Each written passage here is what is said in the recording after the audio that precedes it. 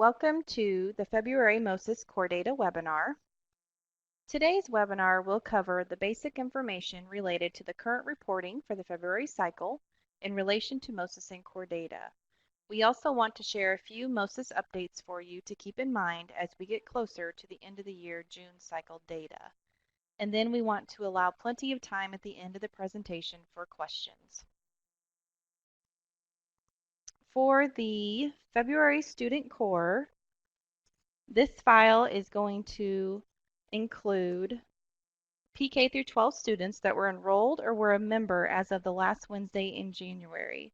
So for this count date for this file, it will be tomorrow on January 29th. This file determines the membership and state free and reduced lunch counts that populate Core Data Screen 15. For a student to be a member, they must be enrolled on the count date and in attendance one of the 10 prior school days to the count date. As a reminder, the 1 prior 10 field is reported within if the student was in attendance one of the 10 prior days to the count date. So that field is a little bit backwards. So for a student to be counted for membership, you're going to have a Y in the enrolled on count date field, and you're going to have an N in the 1 prior 10 field. Also, just a quick reminder, if you have PK students that are in a morning or afternoon PK program, ensure you are reporting them with the appropriate PKA or PKP student grade level.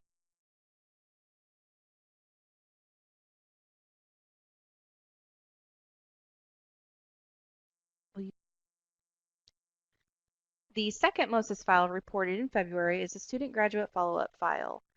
It is collected for both high school and post-secondary adult students. It collects one record for each student reported as graduating the previous year. This file also includes students reported as an IEP dropout or a CTE concentrator GED dropout.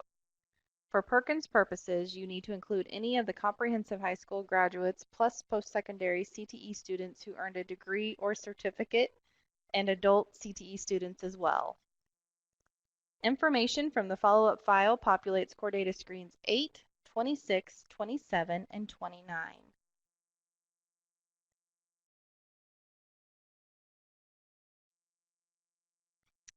We sent a listserv memo last week notifying you of the opening of the February cycle, as well as it had information for today's webinar. In that memo was mention of the pre-recorded webinar that was completed specific to the February graduate follow-up information.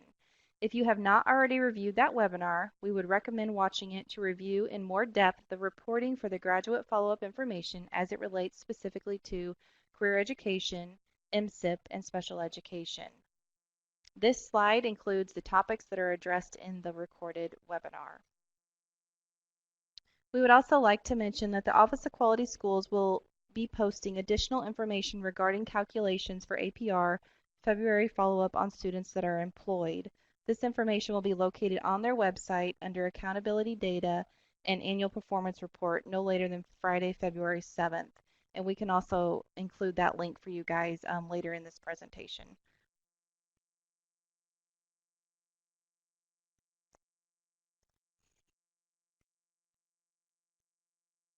Okay, so we have covered the MOSIS files that are reported in February.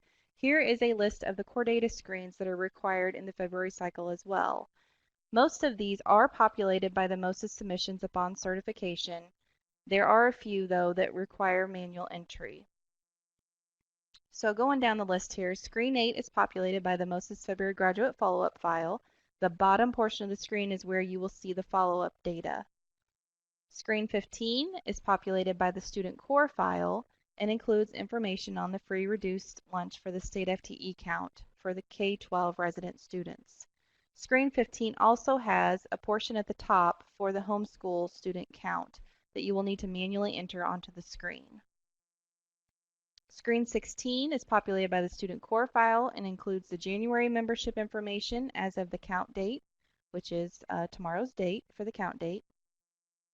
Screens 26, 27, and 29 are all populated by the graduate follow-up file and are related to the follow-up data. Screen 35 is a manual entry screen that you will complete for this December 31 fund balance data. And then screen 37 is used to collect data related to the opening of a new charter school or expansion of enrollment in a charter school. The information on this screen is used for allocations of federal grant funds under ESEA and IDEA, and that is for the charter LEAs to manually enter. Next, we are going to cover a few updates to keep in mind for the upcoming end of the year June reporting.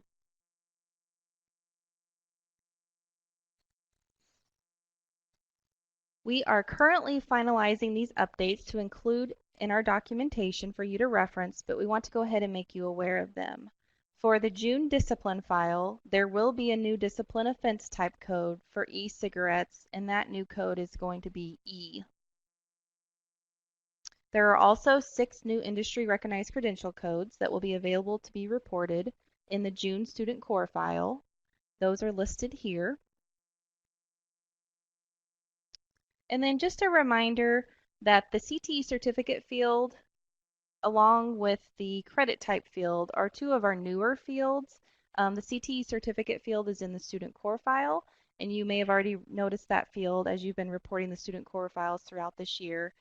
It will actually be required in June and reported in June, and then the credit type field is reported in the June student course completion file.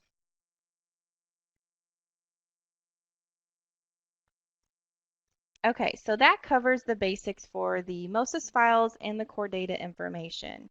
And then as we mentioned on the prior slide, you'll want to review the pre-recorded webinar that is provided out on the website along with the information for today's webinar on our DESE webinar site. And then just a reminder, here is some contact information on the different areas that you can contact us at for the different program areas if you do have questions at any time.